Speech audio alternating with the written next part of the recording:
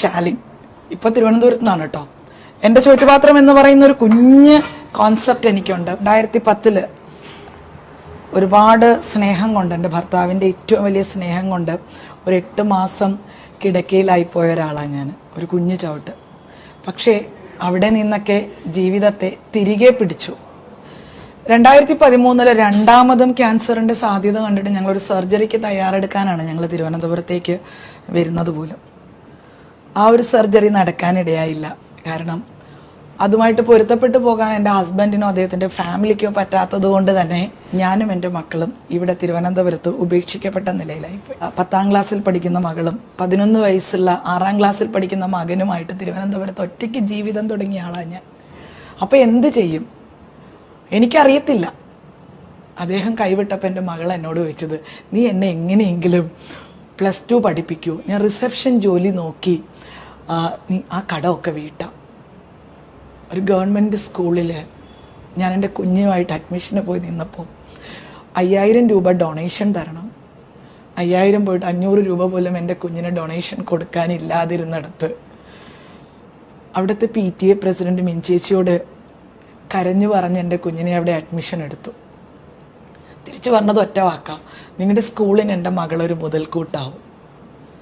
സത്യം പറയട്ടെ, ഇന്നെൻ്റെ മകൾ ഡോക്ടറാണ്.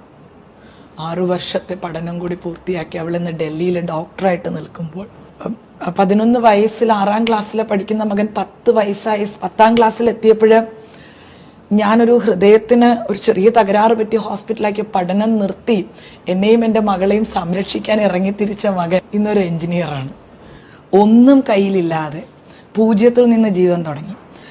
അവിടെ 3000 രൂപയ്ക്ക് സുഹൃത്തിന്റെ അമ്മയെ നോക്കുന്ന ഒരു സഹായവുമായിട്ട് അവർ മുന്നോട്ട് വന്നതുകൊണ്ട് തന്നെ അവിടെ വീണ്ടും ജീവിതം തുടങ്ങി. ഇന്നിപ്പോ ഒരുപാട് പേരുള്ള ഒരു വലിയ കുടുംബത്തില്, ഒരുപാട് പേരുള്ള ഒരു വലിയ കുടുംബത്തിന്റെ ഉടമസ്ഥയായിട്ടാണ് നിൽക്കുന്നത്. എൻ്റെ ചോറ്റുപാത്രം എന്ന് പറയുന്ന ഒരു വലിയ കോൺസെപ്റ്റുമായി.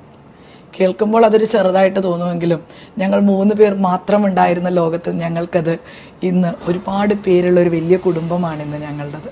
2019 1 വർഷത്തോളം പാലിയേറ്റീവ് കെയറിൽ അഭയം പ്രാപിക്കേണ്ടി വന്നു. അവിടെ നിന്ന് 2020 തിരിച്ചു വന്നത് ഒരു മനസ്സിലൊരു വലിയ ലക്ഷ്യത്തോടു കൂടിയായിരുന്നു, എന്തെങ്കിലും ചെയ്യണം. അങ്ങനെ ഗവൺമെന്റിന്റെ സപ്പോർട്ടോടു കൂടി ഗവൺമെന്റിൽ ഒരു ലോൺ കൊടുത്തിട്ട് ലോണിന് അപ്ലൈ ചെയ്ത് 18 ലക്ഷം രൂപ ലോൺ എടുത്ത് ഒരു വലിയ എന്താ പറയുക സ്വപ്നം ചെയ്യുന്നത് പോലെ തന്നെ ഐഫ്രൂട്ട് എന്ന് പറഞ്ഞ് കേരളത്തിലെ ആദ്യത്തെ ലൈവ് ഐസ്ക്രീം ഷോപ്പ് തുടങ്ങുന്നതിൻ്റെ അന്ന് ലോക്ക്ഡൗൺ പ്രഖ്യാപിച്ചു. 10 മാസം അടച്ചിട്ടു. ജീവിതത്തിൽ ആദ്യമായിട്ട് ചെയ്യുന്ന ബിസിനസ്, എന്ത് ചെയ്യണമെന്നൊന്നും അറിയത്തില്ല. പക്ഷെ ജീവിതം പഠിക്കുന്നത് വീണ്ടും അവിടെ നിന്ന, തോൽക്കാനായിട്ട് മനസ്സില്ലാതെ ജീവിതം പഠിക്കുന്നത് അവിടെ നിന്ന. ഐഫ്രൂട്ട് 10 മാസം കഴിഞ്ഞതിന് ശേഷം ഇന്നിപ്പോൾ ലോക്ക്ഡൗൺ 3ാമത്തെ വാർഷികം ആഘോഷിച്ച് നിൽക്കുമ്പോഴും ഐഫ്രൂട്ട് എന്ന് പറയുന്ന സ്ഥാപനത്തോടൊപ്പം ഷാലിൻസ് ക്രിയ എന്ന് പറയുന്ന ഒരു ബ്രാൻഡിനെ ഡെവലപ്പ് ചെയ്യാനായിട്ടാണ് ഇടയായത്. ഐഫ്രൂട്ട് തുടങ്ങി 2 വർഷങ്ങൾക്ക് ശേഷം 3 കുഞ്ഞുങ്ങള് ഐസ്ക്രീം കഴിക്കാനായിട്ട് വരികയും 2 ദിവസം കഴിഞ്ഞ് അവരെ കണ്ടപ്പോൾ അവർ ഉച്ചഭക്ഷണത്തിന് പകരം അവർ കഴിക്കുന്നത് പഫ്സും നാരങ്ങ വെള്ളവും പോലുള്ള ചില ലഘു ഭക്ഷണങ്ങളും, അത് വെറും 28 രൂപ മാത്രം ചെലവില്. ഒരമ്മയെന്ന നിലയിൽ എനിക്ക് ഭയങ്കര സങ്കടം തോന്നി. കാരണം 28 രൂപയ്ക്ക് നാരങ്ങ വെള്ളവും പഫ്സും കഴിക്കുന്നെങ്കിൽ ഇന്ന് നാരങ്ങ വെള്ളം 20 രൂപ ചെലവിലെടുത്ത് 8 രൂപ 9 രൂപയ്ക്കൊക്കെ പഫ്സിങ്, അതിന്റെ ക്വാളിറ്റി എന്തായിരിക്കും?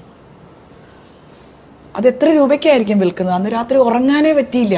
ആ ഉറക്കം കെടുത്തി ആ ദിവസത്തിൽ നിന്നാണ് 3 കുഞ്ഞുങ്ങൾക്ക് വേണ്ടിയിട്ട്, ആ 3 കുഞ്ഞുങ്ങളെയാ കണ്ടത്. അവരോട് പറഞ്ഞു, നിങ്ങൾക്ക് ഞാൻ ഭക്ഷണം ഉണ്ടാക്കി തരാം, ഒരു 5 രൂപ കൂടി നിങ്ങൾക്ക് കരുതാൻ പറ്റും. 35 രൂപയ്ക്ക് അവർ തയ്യാറായി. സ്റ്റീൽ പാത്രം വാങ്ങിച്ചു. അതിൽ എന്തെഴുതണം എന്ന് തോന്നിയപ്പോൾ മനസ്സിൽ തോന്നിയ ഒരു കുറിച്ചിട്ട പേരാണ് എൻ്റെ ചോറ്റുപാത്രം. ഇത് വാങ്ങിക്കുന്നവന് അത് അവൻ്റേതാണെന്ന് തോന്നണം.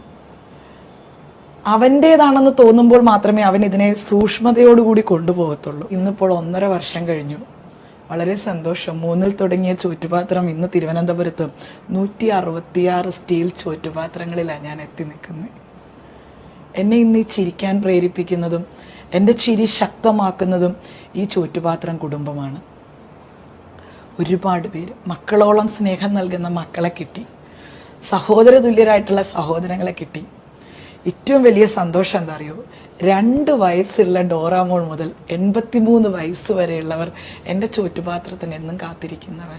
ഇന്ന് ഈ പറയുന്ന 160 പേർക്കും ചോറ്റുപാത്രം ഒരുക്കുമ്പോൾ എൻ്റെ കൈകൾക്ക് തളർച്ച വരാറില്ല. കാരണം എന്നെ കാക്കുന്നത്, എനിക്ക് വേണ്ടി പ്രാർത്ഥിക്കുന്നത്, ഈ ചോറ്റുപാത്രം ഒരുക്കാൻ എന്നെ ശക്തരാക്കുന്നത് അവരൊക്കെയാണ്.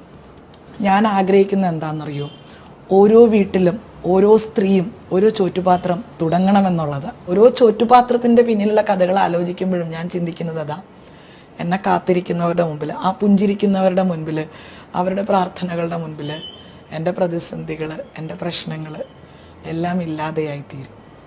അങ്ങനെ ഞാനും എന്നും ചിരിക്കാനായിട്ടും മറ്റുള്ളവരുടെ ചിരികൾക്ക് കാതോർക്കുവാനും കഴിയുന്നതായിട്ട് മാറും. ഇതൊക്കെ തന്നെയാട്ടോ ഞാൻ.